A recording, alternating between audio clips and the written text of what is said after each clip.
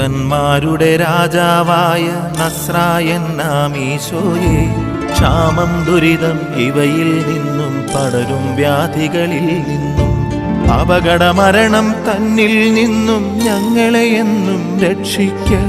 അപകടമരണം തന്നിൽ നിന്നും ഞങ്ങളെ എന്നും രക്ഷിക്ക.